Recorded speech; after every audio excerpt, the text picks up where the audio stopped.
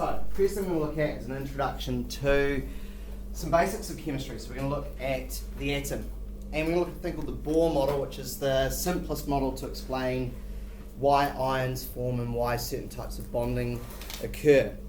So an understanding of this model will help you use the periodic table as a tool to be able to go, right, I expect that this element could be in a molecule because it can do covalent bonding, or it could be in an ionic compound because it can form ions. Good example of that would be oxygen. We often find oxygen in molecules such as carbon dioxide. It's also in oxygen, of course, O2, where it's got covalent bonding between the atoms. They share electrons to have what we call a full shell, outer shell. But also oxygen can be found in things like magnesium oxide, those sorts of things, so ions, because with 6 electrons in its outer shell, and I'll stop using the word shell in a moment, we know that it only needs 2 more for that to be full, and therefore stable, so it's quite easy for it to form an ion. And so that's why oxygen reacts quite well with things. It can become that oxide ion. It's by understanding its atomic structure we get to know that. Alright, so let's go through the model very quickly. We've got a nucleus, and surrounding that are electron clouds and shells. And what we're going to start calling those shells now is we're going to start calling them energy levels, because the ones in the first shell or first energy level have got less energy than in the second, and so on. And that's what keeps them in a stable distance from the nucleus. In the Bohr model, it's an orbit like planets around the sun. That's not quite right, and next year when we look more at the quantum mechanic model, we're going to tell you it's not an orbit. It's a zone of space where the electrons will be over 99% of the time, but you don't know where in that space it is. And there's another whole lot of really cool physics behind that. But we're going to stop calling these shells called energy levels. The first one takes 2 electrons, so this might be quite familiar, but these shells are organised where we've got 2 electrons fitting in the first one, and then you can fit 8 in the next one. Now here's where the Bohr model falls down, and so far as the next shell energy level can actually take 18, but I've said this only works for the first 20 elements, so we're going to say that it takes 8. It is stable once there are 8 electrons in there.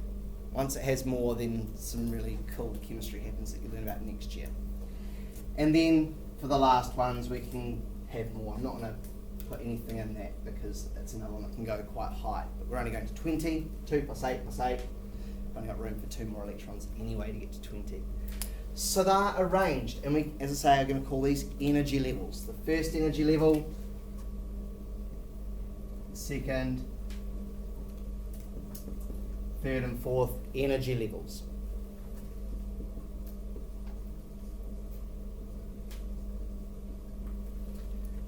And they are further and further from the nucleus. So they need more energy to basically stay in orbit, stay in those spaces.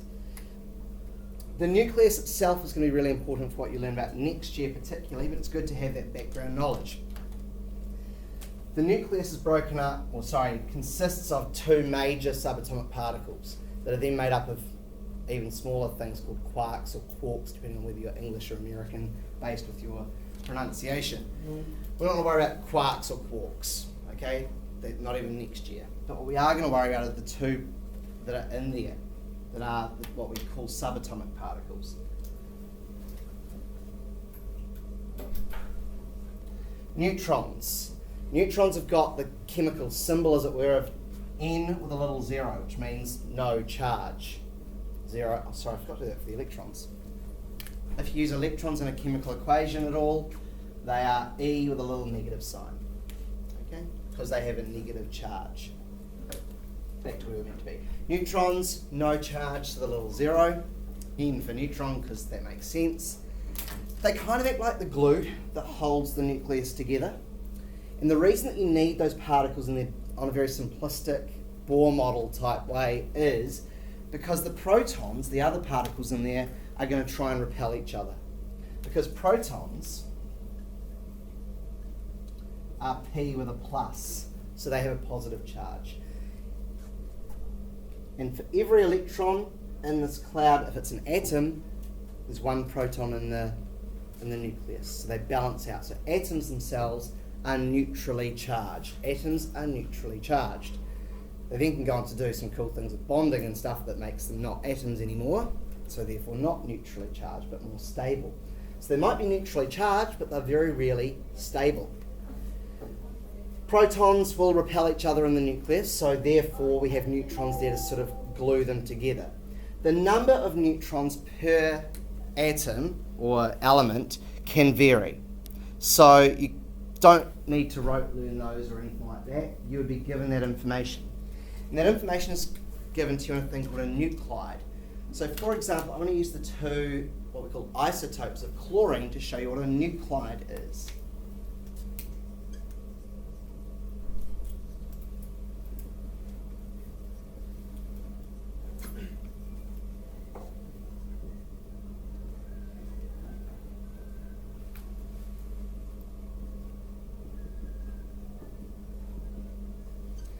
Okay, what I've got there are the nuclides for the two isotopes, or most common isotopes, of chlorine. These are the two chlorine atom types that exist the most on this planet, so we infer in the universe. It's a bit arrogant to infer that, but we do anyway. So, what you'll notice is the only difference is the 35 and the 37. The 17s are the same and the Cls are the same. So they're both chlorines, they have therefore the same chemical reactions. Because being number 17 means they have 17 protons. They also therefore must have 17 electrons arranged as 2, 8, 7. So you notice I start at the lowest energy level, fill it up, then the next, fill it up, then the next until I've run out of electrons. 2, 8, 7 to get my 17. Because there's 17 negatives and 17 positives, it's a neutral atom. It's an unstable one though, it'll react pretty nicely because it's so close to being 2, 8, 8, which is a stable arrangement. The 35 and the 37 tell us about how many particles are inside the nucleus. These are called the mass number. And they're a good way to distinguish between certain things in analytical chemistry, such as mass spectroscopy and stuff that you learn about next year. The difference is, if there's 17 pluses, then the rest of those 35 particles must be neutrons. So this minus this gives you your number of neutrons. Mass number minus what's called the atomic number of protons, equals the number of neutrons. You'll notice they're different, the two different isotopes, and yet they have the same chemical reactions. And you'll notice that on the periodic table, chlorine often has this number underneath it, 35.45, which is neither of those numbers. This is called the relative atomic mass. It means if I had 1 mole, which is a massive number, 6 with 23 zeros after it, number of atoms, it would have a mass of 35.45 grams. So it's telling us that there's some of these and some of these. Which one do you think there's more of, seeing how it's 35.45? Do you think there'll be more of the 35s or 37s?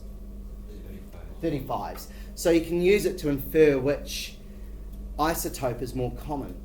You can use these mass numbers to infer which isotope is more common. The 35 one is probably the more common one that exists. This is going to be really important in one of your other internals. When we look at molar mass and all that sort of thing. Okay? And I think that's next year as well. So that's a quick understanding of the atom. Atoms, as elements, are arranged in the periodic table. If we understand the first 20, we can usually understand anything else that is directly below it in what we call the same group. I'm sorry, I should have drawn this up before.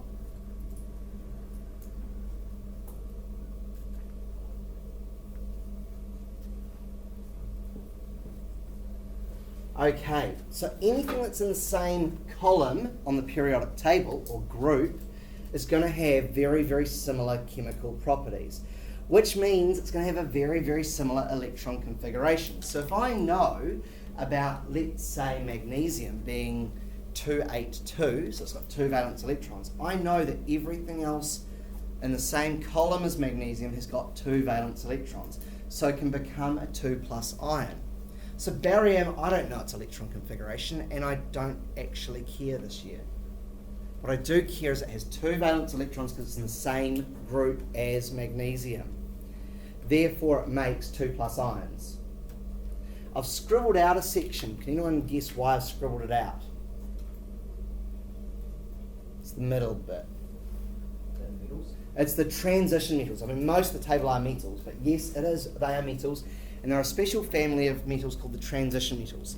Sort of that comes out of it too. There's some really, well, I think it's cool because I'm a chemist. Some really cool stuff happening with their electron configurations there. They make it very hard to say, oh, everything in the same column's the same. They're a lot more unique. It's like having a family of misfits.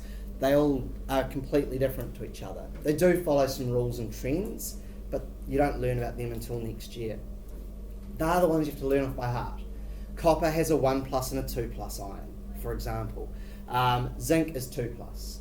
So you need to learn those ones off by heart. The rest you can use your understanding of atomic structure and using the groups of the periodic table to apply rules to have an understanding of the rest of the periodic table. There's also a bit down the bottom I haven't even drawn, which we call the F block. They're mainly your radioactive elements and some man-made elements. So we don't learn about those at school either. That's more physics than chemistry anyway, to learn about those ones. So, rewind and give you a quick summary. The Bohr model is just a model. It's not actually what they look like. It only actually works for elements 1 through to 20, but using these rules we can understand how the electrons are arranged into energy levels, and we can understand about the fact that a lot of elements have isotopes, different numbers of neutrons in their nucleus.